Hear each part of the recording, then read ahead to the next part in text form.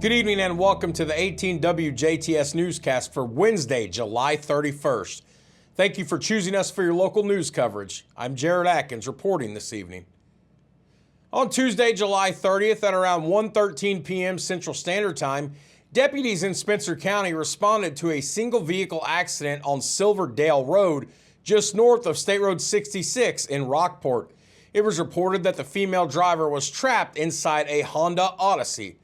The vehicle was northbound on Silverdale Road when it left the roadway. After leaving the roadway, the vehicle struck a tree and went down an embankment. A juvenile passenger was able to exit the vehicle, but the driver, identified as 18-year-old Ayla Romans, had to be extricated from the vehicle.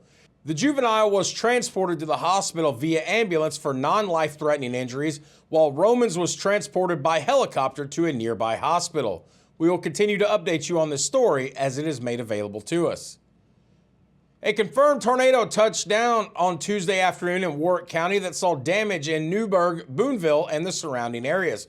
Reports of trailers overturned in the Toyota manufacturing parking lot in Princeton and Gibson County was also confirmed. CenterPoint Energy stated at one point over 35,000 customers were without power yesterday afternoon and early evening, and reports of trees, power lines, and more were down across the city of Boonville. We will try to update you with the story as information is made available to us. Indiana Secretary of State Diego Morales toured the Toyota Motor Manufacturing Indiana plant in the greater Evansville area of Gibson County early Tuesday morning. The Auto Dealer Services Division is one of the 4 divisions under the Indiana Secretary of State's office. The process of manufacturing, selling, or salvaging a vehicle is regulated by the Auto Dealer Services Division. Secretary Morales has continuously visited auto dealers, auto manufacturing facilities, and other industry plants across the state of Indiana, including Subaru of Indiana Automotive, Honda Manufacturing of Indiana, and General Motors Fort Wayne Assembly Plant. All these plants are major economic drivers to the Hoosier State and constant partners throughout our communities. In addition, Secretary Morales also visited the Volkswagen facility in Dresden, Germany. The Toyota Motor Manufacturing Indiana plant in Gibson County has created more than 7,500 jobs and just last year alone assembled more than 360,000 vehicles. Secretary Morales would like to thank officials with the Toyota Motor Manufacturing Indiana plant for the tour and their commitment to the Hoosier State. And speaking of Gibson County, the Indiana Department of Transportation has announced lane closures for State Road 65 in Gibson County. Beginning on or around Monday, August the 5th, crews will begin lane closures for State Road 65 in Princeton. These lane closures will occur between State Road 64 and the old Petersburg Road. Lane closures will allow for a shoulder widening project, and work will also include the extending of a box culvert. One lane of traffic will remain open during this project. Work is expected to last through the beginning of October, depending upon weather cooperation. The Martin County Health Department is offering additional clinic hours for students needing immunizations before the start of the upcoming school year. These clinics will be by appointment only on the following dates: Thursday, August 1st from 8:30 a.m. to noon and 12:30 p.m. to 4 p.m., and Wednesday, August 7th from 8:30 a.m. to noon and 12:30 p.m. to 6 p.m. The Health Department office is located at 127 Water Street in Shoals. They are contracted with VaxCare and can bill most insurance companies that pay for vaccines. Patients must bring their insurance card to receive vaccinations. The Health Department can also vaccinate children on Medicaid, the uninsured, and those with insurance that does not cover vaccines through the VFC program, more commonly referred to as Vaccines for Children. Make sure to bring a copy of your child's immunization record. For any questions, you can contact your child's doctor about immunizations or call the Health Department at 812-247-3303. Indiana State Police Superintendent Doug Carter recently announced the hiring of former Indiana Treasurer of State Kelly Mitchell to serve as the department's chief financial officer. Ms. Mitchell began her new position on July 29th and assumes the duties of ISP's previous CFO, Mickey James, who will soon be retiring.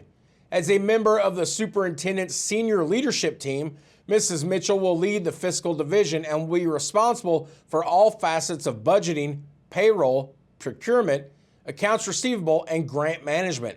Throughout her education and career in both the public and private sectors of service, she has developed tremendous skill sets and experience.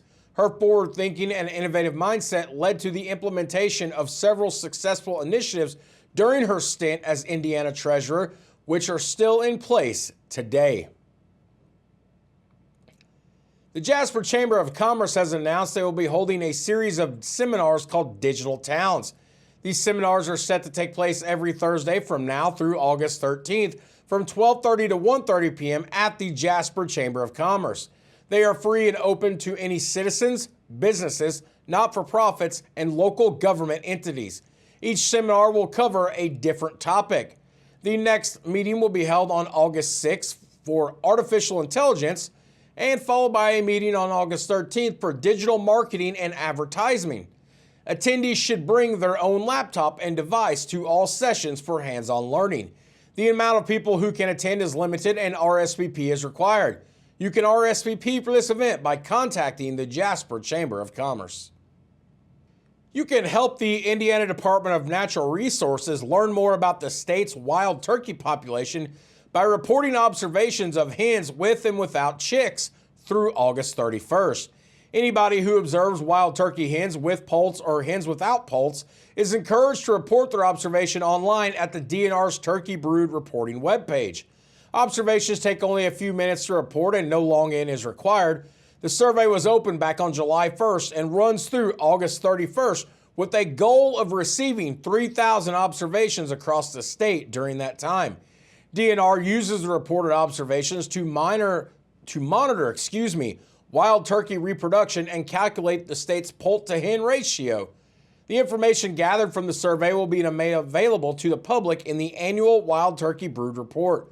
For more information, please visit in.gov/turkeybrood.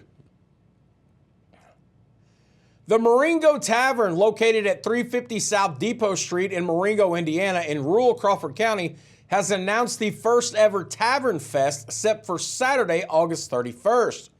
The event will be held outside on the front porch of the tavern, and Depot Street will be closed down to allow for an outside beer garden. 3 bands will take the stage for Tavern Fest: Hair Pie, Frustration, Justin Miller, and the Elements of Sound. This event will also feature delicious, mouth-watering food. Please visit the Marengo Tavern Facebook page for more information and to stay up to date on Tavern Fest 2024. The Warwick County Community Foundation is now accepting online application for the Women's Fund of Warwick County Grant Program. Grant applications are due a week from today on Wednesday, August the 7th, and must be completed online via the Foundation's website. The Women's Fund of Warwick County is part of the Warwick County Community Foundation, whose mission is to improve the quality of life in Warwick County by collectively funding significant grants to support local programs that give opportunities, encouragement, knowledge, and hope to the Warwick County communities. The organization focuses on the efforts of women philanthropists to create positive social change by funding projects that address current needs in the local community. Details regarding this grant opportunity and access to the online application may be found at warwickcountycf.org. Again, the deadline is a week from today, August the 7th at 5 p.m. That is Central Standard Time. And that has been a look at your local news here on 18 WJTS. We'll be right back with a check of your weather forecast.